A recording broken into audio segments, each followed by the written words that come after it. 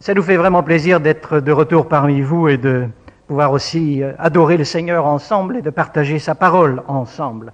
L'un des textes que j'aimerais lire ce matin se trouve dans l'Ancien Testament, dans le livre des Nombres, au chapitre 11, et je vais faire la lecture à partir du verset 4 jusqu'au verset 15. Nombres, chapitre 11, verset 4. Le ramassis de gens qui se trouvait au milieu d'Israël fut saisi de convoitise, et même les enfants d'Israël commencèrent à pleurer et dire « Qui nous donnera de la viande à manger ? Nous nous souvenons des poissons que nous mangions en Égypte et qui ne nous coûtaient rien, des concombres, des melons, des poireaux, des oignons et des os. Maintenant notre âme est desséchée, plus rien. Nos yeux ne voient que de la manne. La manne ressemblait à de la graine de coriandre et avait l'apparence du bdellium.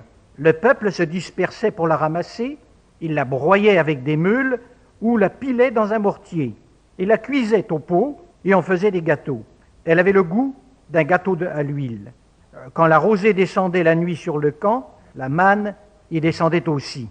Moïse entendit le peuple qui pleurait, chacun dans sa famille, et à l'entrée de sa tente. La colère de l'Éternel s'enflamma fortement. Moïse fut attristé, et il dit à l'Éternel, « Pourquoi affliges-tu ton serviteur, et pourquoi n'ai-je pas trouvé grâce à tes yeux, que tu aies mis sur moi la charge de tout ce peuple? Est-ce moi qui ai conçu ce peuple? Est-ce moi qui l'ai enfanté pour que tu me dises, porte-le sur ton sein comme le nourricier porte un enfant jusqu'au pays que tu as juré à ses pères de lui donner? Où prendrai-je de la viande pour donner à tout ce peuple? Car ils pleurent auprès de moi en disant, donne-nous de la viande à manger. Je ne puis pas, à moi seul, porter tout ce peuple, car il est trop pesant pour moi. Plutôt que de me traiter ainsi, tue-moi, je te prie, si j'ai trouvé grâce à tes yeux et que je ne vois pas mon malheur. » Puis dans l'Évangile selon Jean, au chapitre 6, un verset, le verset 35. Jean 6, verset 35. Jésus leur dit, « Je suis le pain de vie. Celui qui vient à moi n'aura jamais faim, et celui qui croit en moi n'aura jamais soif. » Prions. Nous voici devant toi, encore rassemblés dans l'adoration, dans la louange, dans la prière, dans la lecture et la méditation de ta parole, Seigneur. Éclaire ta parole par le Saint-Esprit. Donne-nous-en la compréhension. Quel est ton message pour nous ce matin? Qu'est-ce que tu veux nous dire? Qu'est-ce que nous devons mettre en pratique? Nous t'écoutons, au nom de Jésus. Amen. Supposez que nous sommes dans le désert. Nous, on connaît ça, le désert, le Sahara. On est allé bien des fois au seuil du Sahara. Supposons que nous sommes dans le désert, avec le peuple d'Israël. On a dressé les tentes. C'est l'heure du repas. Tiens, on va aller chez Salomon. Tiens, on va aller dans la famille d'Isaac. Tiens, on va aller dans la famille de Jacob. C'est le moment du repas. Qui, ce jour-là, va faire la prière? Le père? Oui, il se tourne vers la mère un petit peu gêné. Ou il demande à un des enfants de prier. Est-ce que tu ne veux pas remercier le Seigneur pour la nourriture que nous allons prendre? Oh, encore? On va encore manger de la manne. On en a assez. On voudrait manger autre chose. Des bons steaks qu'on aimerait bien. La manne. La manne qui était la provision de Dieu pour le peuple d'Israël dans le désert. Il semble que c'était une alimentation qui était un petit peu particulière. Et quand il faut manger ça tous les jours, on finit par s'en lasser. La manne. Selon Exode au chapitre 16 et au verset 15, les Israélites, en découvrant pour la première fois la manne, s'exclamèrent, je parle en langue ce matin, « Man who ?» C'est-à-dire, qu'est-ce que cela? Qu'est-ce que c'est? La manne nous est aussi décrite dans Exode 16, 31, et on vient de le lire dans le livre des Nombres au chapitre 11, le verset 7, nous en a fait une certaine description et nous a parlé non seulement à quoi ça ressemblait, mais quel goût cela pouvait avoir, la manne. Et il y a certainement un certain nombre de leçons que nous pourrions tirer de ce récit et de cette expérience au long des années qu'a vécu Israël en mangeant la manne. Mais la manne, tout d'abord. Et c'est là ce que je voudrais rappeler tout de suite. C'est que la manne nous souligne la fidélité de Dieu dans son assistance à son peuple dans le désert. Un miracle quotidien pendant 40 ans. Dieu, avec tendresse, a su prendre soin de son peuple. Matin et soir, il l'a nourri. La manne aussi nous enseigne des leçons qui sont tirées, comme je le disais, des expériences qui ont pu être vécues par le peuple d'Israël dans sa longue marche de 40 ans dans le désert. La manne, qui fut d'ailleurs d'abord accueillie avec surprise par le peuple, s'est inscrit dès le début sur un fond, je dirais, de murmures et de révolte. Et ça ne s'arrange pas. Le chapitre 11 du livre des Nombres le souligne encore. Moi, je vais m'arrêter sur un verset. Je vais plutôt m'arrêter sur une phrase tirée de ce verset. Je relis le verset, Nombres, chapitre 11, verset 6. « Maintenant, nous disent les Israélites, notre âme est desséchée, plus rien. » Vous allez me dire, c'est bien un langage de gens qui sont dans le désert. Tout est sec. « Nos yeux ne voient que de la manne. » Ce verset résume bien tout le problème. Israël s'est fatigué de la manne. Mais plus que cela, Israël est maintenant vraiment fatigué de Dieu. Il n'ose pas le dire. Mais c'est ça le problème. Ils sont fatigués de Dieu. Ils sont fatigués de devoir dépendre de Dieu jour après jour, matin et soir. Et encore de se plier à la volonté de Dieu que le jour du sabbat, eh bien, il n'y aura rien. Et qu'il faut prévoir la veille pour cela. Il s'est devenu pour eux insupportable de devoir dépendre et de devoir faire confiance à Dieu pour leur nourriture, pour leur survie dans le désert, pour les étapes qu'ils doivent faire dans le désert. Israël en a assez. Israël en a assez de Dieu. Et Nombres chapitre 11 n'est qu'un épisode parmi d'autres dans la longue marche d'Israël pendant 40 ans dans le désert.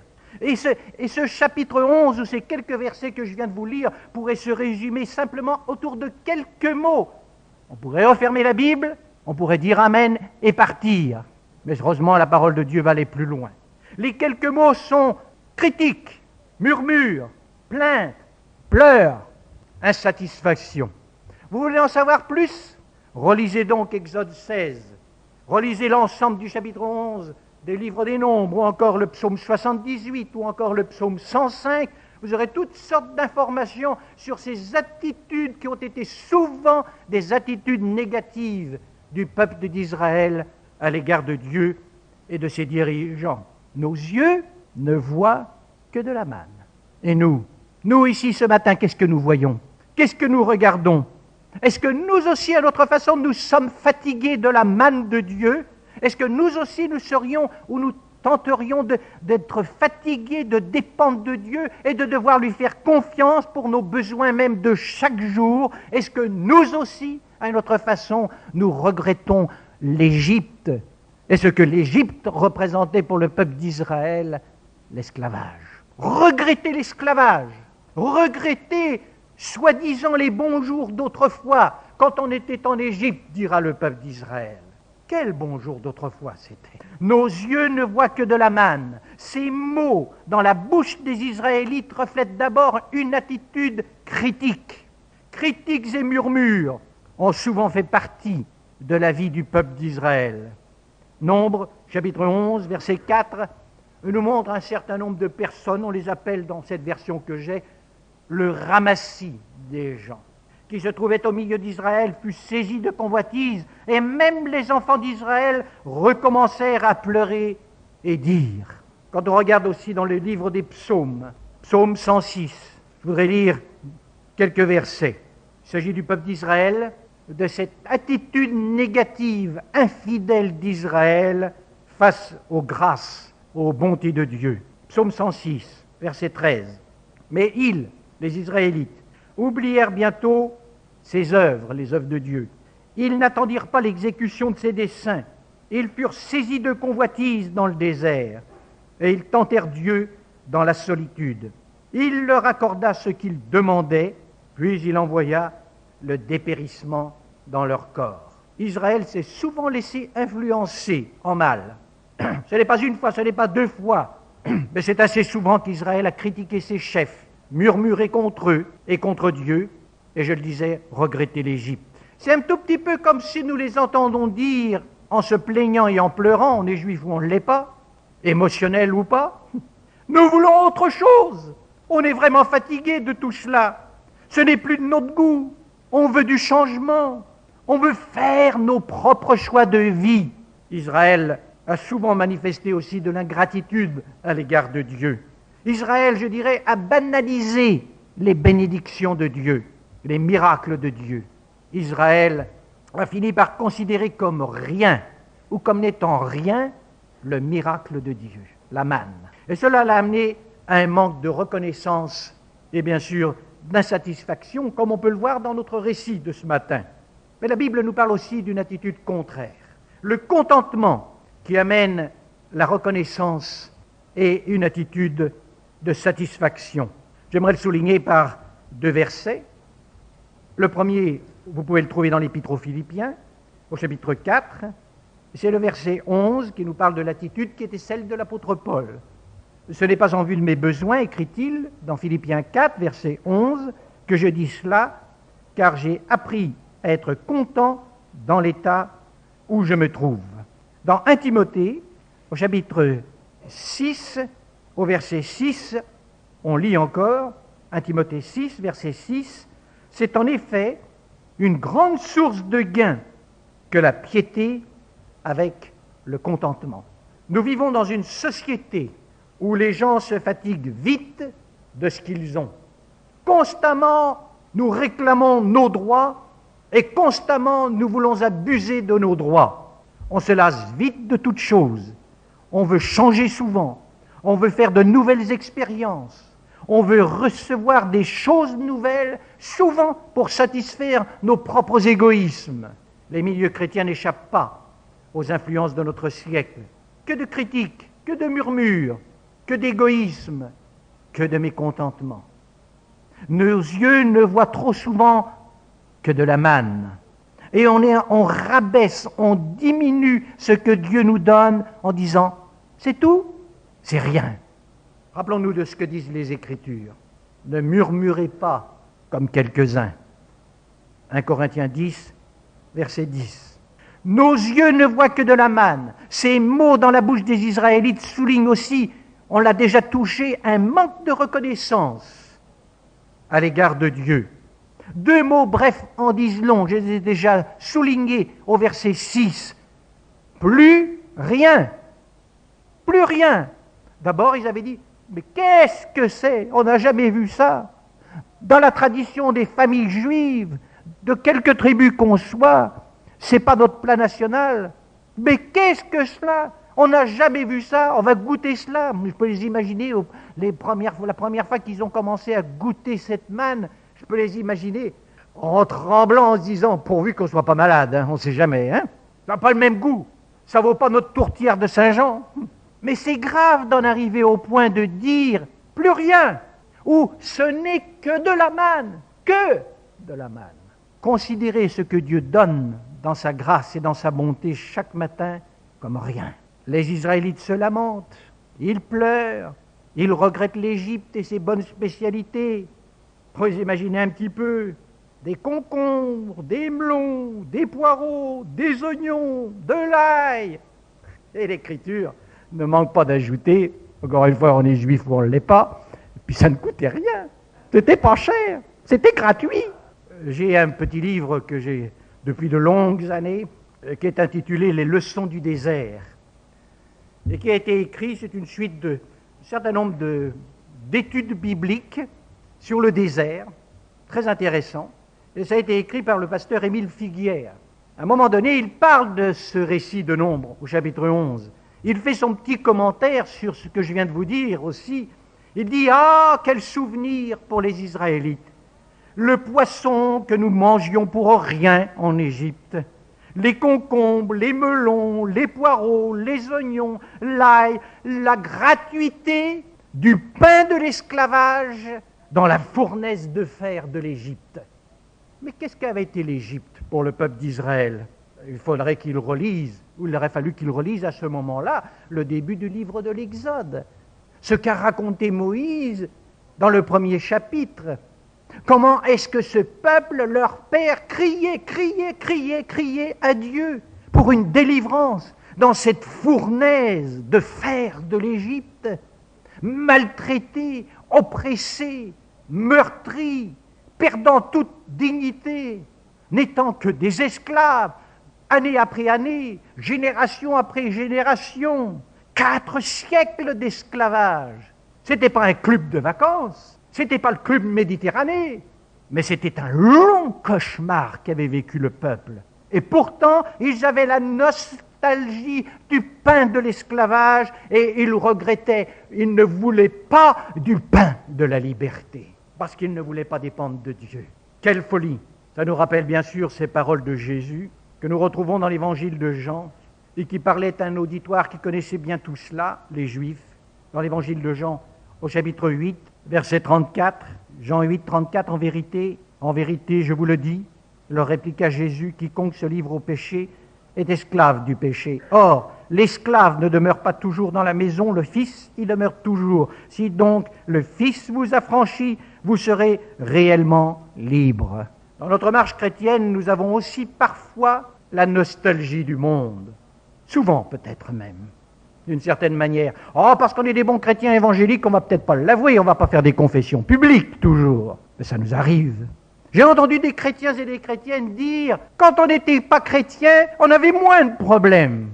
J'ai envie de dire, tant mieux que vous en avez beaucoup maintenant, ça prouve que vous êtes avec le Seigneur quelque part. Nous avons la nostalgie, on ne veut pas l'avouer, mais parfois on a la nostalgie de ce monde et de cet esclavage du monde. Des biens peut-être de notre société qui nous transforment en consommateurs, jamais contents d'ailleurs.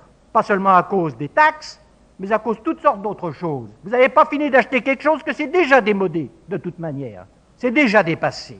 Nous nous lassons aussi de n'avoir d'autres perspectives, et c'est là que c'est grave, que le pain du ciel, Jésus, pleinement suffisant. Parce que nos yeux ne voient que de la manne. Quelqu'un disait, commencez par demander à Dieu d'ouvrir vos yeux pour voir tout ce que vous possédez en Jésus-Christ. Comptez vos bénédictions. Commencez en étant reconnaissant pour tout ce que vous avez en Jésus-Christ. Ça va changer entièrement votre perspective et ça va vous rendre capable de louer Dieu pour tout ce que vous avez. Hébreux chapitre 12, verset 28, on y revient, dit « Montrons notre reconnaissance en rendant à Dieu un culte qui lui soit agréable, avec piété et crainte. » Paul aux Colossiens, au chapitre 3, verset 15, disait « Soyez reconnaissants. » Mais nos yeux ne voient que de la manne, disaient les Israélites. Ces mots, donc, encore une fois, dans la bouche des Israélites et toute leur attitude ont amené finalement un profond découragement dans la vie de Moïse. Vous avez noté cela dans la lecture qu'on a faite. Non seulement ces gens pleuraient, ils pleuraient parce qu'ils en avaient assez, et puis ils étaient un peu là comme des enfants gâtés au milieu du désert. Ils avaient oublié comment Dieu les avait libérés, ils avaient oublié les 10 plaies d'Égypte, ils avaient oublié le passage de la mer Rouge, ils avaient oublié le cantique qu'ils avaient appris avec Marie à la sortie de la mer Rouge. Ça vous arrive pas d'oublier les bénédictions de Dieu ? Ces mots dans la bouche des Israélites et toute leur attitude ont amené un profond découragement dans la vie de Moïse. Moïse, dit Nombre 11, verset 11, fut attristé. Moïse a été très découragé. Il suffit de regarder les versets suivants, des versets 11 jusqu'au verset 15. Regardez, relisez à l'occasion la prière de Moïse. Vous verrez combien son découragement a été profond. Il en est arrivé à dire « Seigneur, vaut mieux que je meure. » Seigneur, il est même allé accuser Dieu en disant « Mais c'est de ta faute. C'est toi qui as fait ce peuple, c'est pas moi. Moi, tu m'as donné cette responsabilité. Moi, j'étais à l'âge de la retraite déjà, et tu es venu me chercher là-bas dans mes montagnes avec mes moutons. Moi, j'étais tranquille. Je buvais mon lait tous les jours. J'avais mon petit fromage. » Le fardeau était devenu trop lourd pour le serviteur de Dieu. Il remet en question sa mission. Il passe par des doutes sérieux, profonds. Il se sent désarmé. Il va sortir son stylo de sa poche, une feuille de papier. Je donne ma démission et je mets ça sur le bureau de Dieu. C'est fini, moi j'y vais plus. De toute manière, on ne peut rien faire avec ces gens-là. Seigneur, c'est impossible d'arriver à satisfaire ton peuple. Ils ne sont jamais contents, ils en veulent toujours plus, et ils ne font finalement que de critiquer, et à un de ces moments encore, ils vont essayer de me taper dessus. Ce que Moïse a vécu, ce que Moïse a prié, il arrive que certains le vivent ou le prient dans l'Église du Seigneur, dans l'œuvre missionnaire. On en sait quelque chose. Le peuple de Dieu ressemble souvent au peuple d'Israël. Des pasteurs, des responsables d'œuvres chrétiennes, des anciens, des missionnaires prient, je le répète, comme Moïse. Il y en a qui se retirent tellement ils sont découragés, parce que le peuple de Dieu est trop exigeant sans être conséquent dans sa vie et dans ses actes. Nos yeux ne voient que de la manne peut finir par fatiguer les gens, même comme Moïse. Mais Paul encourageait les chrétiens à voir les choses autrement. Il les poussait à rechercher l'affermissement et l'encouragement mutuel. Ne dit-il pas dans Romains au chapitre 1, verset 12, « Afin que nous soyons encouragés au milieu de vous par la foi qui nous est commune à vous et à moi. » Dans le mot de conclusion que j'aimerais apporter à ce message autour de nos yeux ne voient que de la manne, j'aimerais évoquer une histoire, un conte qui a été écrit par Alphonse Daudet. C'est tiré des Lettres de Montmoulin. Dans les Lettres de Montmoulin, il y a une histoire qui est intitulée « La chèvre de M. Seguin ». Le pauvre M. Seguin, peut-être vous vous souviendrez de l'histoire, certains ont dû la lire, le pauvre M. Seguin avait eu plusieurs chèvres, mais elles avaient toutes fini, parce qu'elles n'étaient pas contentes chez lui, par se sauver ou à partir quelque part dans la montagne, et elles avaient toutes fini à un moment donné dans le ventre du méchant loup. Vous voyez que c'est tout à fait une bonne histoire. Elles avaient eu la nostalgie d'autres pâturages, d'autres herbes avec plus odorifantes, des endroits bien mieux que celui de l'enclos de M. Seguin.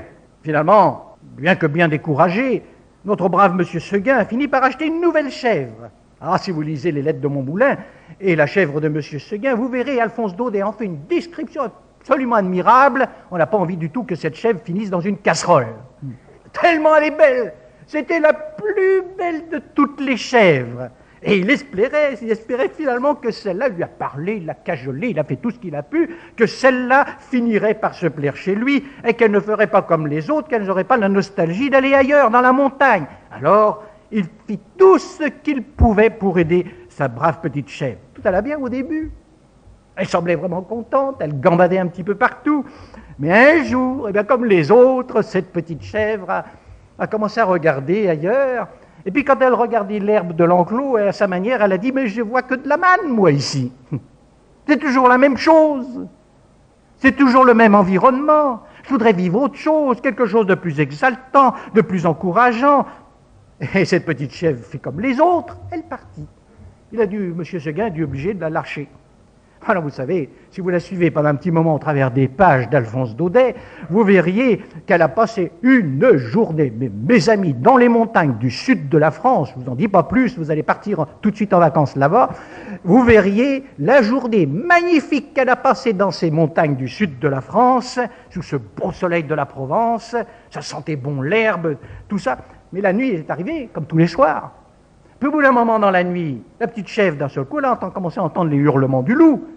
Et est arrivé ce qui est arrivé, le loup et la chèvre se sont rencontrés. Pour la petite histoire, sachez que la chèvre de M. Seguin s'est bien battue. Toute la nuit, elle a lutté, résisté au loup. Au petit matin, épuisée, elle s'est couchée et le loup l'a mangée. Vous me pardonnerez? Bon, je parlais pour moi. Je suis un peu comme la chèvre de M. Seguin. Comme elle, je peux avoir la nostalgie d'autre chose, du monde, et de toutes les illusions que ce monde peut m'offrir, sans me satisfaire profondément, au risque, un certain petit matin, de perdre ma vie, parce que mes yeux ne voient que de la manne. N'imitons pas les Israélites, et apprenons cette leçon du désert en ayant comme perspective, comme vision, les regards fixés sur le Seigneur Jésus, le pain du ciel. Parce qu'en lui, nous avons tout pleinement. Prions. Seigneur, je crois que tu as parlé à nos cœurs et je prie que le Saint-Esprit nous aide à apprendre cette leçon du désert et que nos yeux ne voient pas que de la manne, mais que nos yeux voient toi et ta main pleine de grâce, de bonté et le Dieu plein de tendresse qui sait, dans nos traversées de désert, comment et avec quoi nous nourrir pour nous former et nous préparer à l'avenir avec toi. Merci parce que nous avons tout pleinement en Jésus. Amen.